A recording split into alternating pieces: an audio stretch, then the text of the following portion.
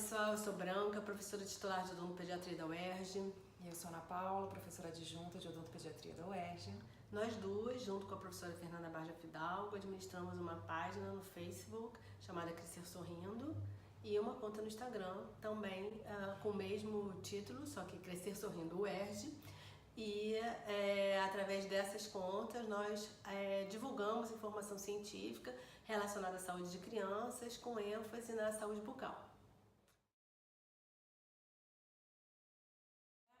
E o que é uma revisão sistemática? E o que é uma revisão sistemática Cochrane? Bom, a revisão sistemática tem um peso importante porque atualmente ela é considerada o estudo capaz de dar a evidência mais robusta sobre uma intervenção, um tratamento na área da saúde.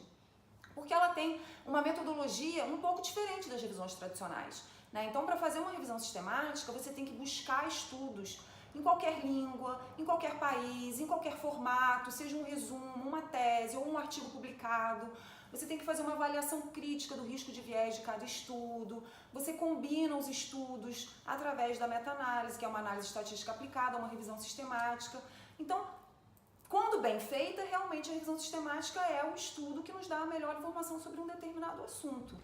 E ainda mais uma revisão Cochrane, né? Porque a Cochrane é uma colaboração internacional que existe aí já há mais de 20 anos, começou no Reino Unido e hoje ela está no mundo inteiro, e que ela tem como papel produzir e disseminar as informações provenientes de revisões sistemáticas. Então toda revisão Cochrane segue um protocolo bastante rígido e então ela estaria dando, as revisões Cochrane dariam uma informação assim diferenciada, né, com um controle bastante rigoroso. Existe inclusive um grupo Cochrane de saúde bucal e que é o responsável por elaborar e disseminar as aproximadamente 200 revisões Cochrane na área de saúde bucal que a gente tem hoje em dia. Então, quando saiu a atualização da revisão Cochrane, agora em 2019, sobre as diferentes concentrações de flúor nas pastas de dente, aí suscitou então muitas dúvidas por parte das pessoas que tiveram acesso a essa nova atualização.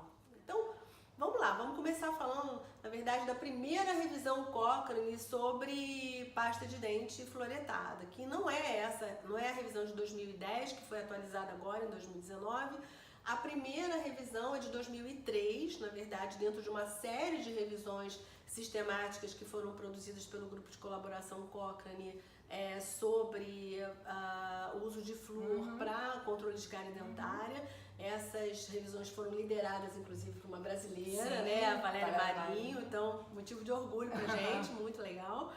Então essa primeira revisão Cochrane, ela tinha por objetivo conhecer a efetividade das pastas de dente fluoretadas no controle da cárie em crianças e em adolescentes. E o que eles fizeram, né? Como é que eles fizeram a comparação para conhecer isso? Eles compararam o uso de pasta de dente fluoretada com pasta de dente sem flúor, e o principal desfecho que eles procuraram avaliar foi a mudança no CPOS, ou seja, um número médio de superfícies dentárias cariadas, perdidas e restauradas. Então a pergunta que eles queriam responder nessa revisão Cochrane era: o uso de pasta de dente com flúor diminui o incremento de superfícies dentárias cariadas em crianças e adolescentes? Então, para responder essa pergunta, eles fizeram uma ampla busca da literatura científica e conseguiram incluir 74 estudos. A concentração de flúor nas pastas de dente testadas nesses estudos variava de 250 a 2.500 ppm de flúor. Mas a maior parte dos estudos, se não me engano 56, alguma coisa por aí, né, Ana? Era estudos que tinham testado pastas com 1.000 a 1.100 ppm de flúor. Então é sobre essa concentração de flúor que a gente tem, na verdade, a maior parte da informação, né? E só tinha um estudo com dentes descidos, ou seja, dentes de leite, né, nessa época. Então os resultados das análises estatísticas são todos referentes à dentição permanente, tá? Então, vamos falar um pouquinho desses resultados, né, Ana? 7 estudos forneceram dados sobre a proporção de crianças que desenvolveram novas lesões de cárie. E foi encontrada uma redução de 9% no risco de desenvolver novas lesões de cárie em quem usava pasta de dente com flúor em comparação com quem não usava pasta de dente com flúor. Mas essa redução no risco não foi estatisticamente significativa.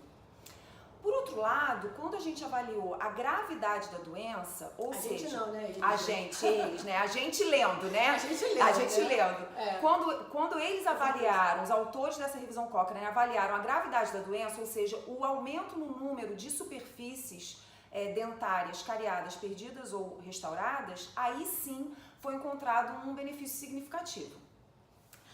Para essas análises, né, no nível da superfície e no nível do dente, os autores utilizaram uma estimativa de efeito chamada de fração prevenida. O que é a fração prevenida? A gente vai mostrar, né? A Ana vai explicar e vai aparecer depois uma imagenzinha com um resumo, só para vocês gravarem e entenderem um pouquinho melhor o que é a fração prevenida. De onde surge esse número da fração prevenida? A fração prevenida, ela representa a redução na proporção de superfícies dentárias ou dentes cariados, perdidos ou obturados em quem escova o dente com pasta com flúor em relação àqueles que escovam dentes com pasta sem flúor.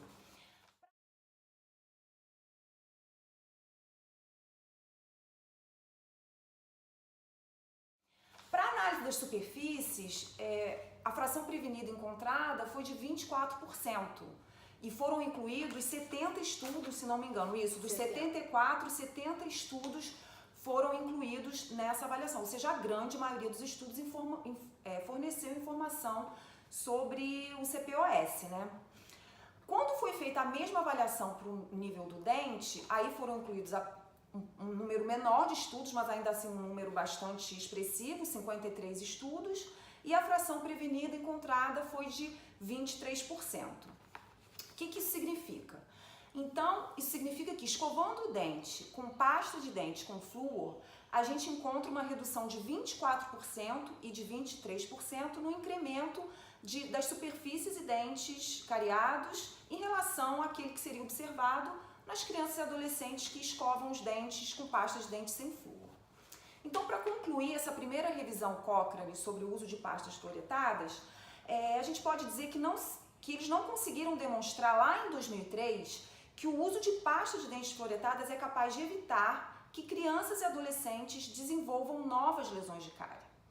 Mas foi possível sim observar que uma vez desenvolvida a nova lesão de cárie, né, uma vez que os adolescentes desenvolvem, e crianças, uma vez que crianças ou adolescentes desenvolvem novas lesões de cárie, o número dessas novas lesões é significativamente menor naqueles que usam pasta de dente com flúor em comparação com aqueles que usam a pasta de dente sem flúor. Mas uma coisa importante, né, é que na verdade aqui eles não estão olhando, os autores não olharam para as influências das diferentes concentrações de flúor na pasta sobre o efeito anticárie, né, da pasta de dente. Isso vai ser feito depois, foi feito posteriormente numa outra revisão Cochrane, que foi publicada em 2010 e atualizada em 2019. Né? Então é sobre essa que andou suscitando aqui dúvidas e tal. Então, e sobre elas, né, sobre essa comparação entre o que foi feito em 2010 e o que foi feito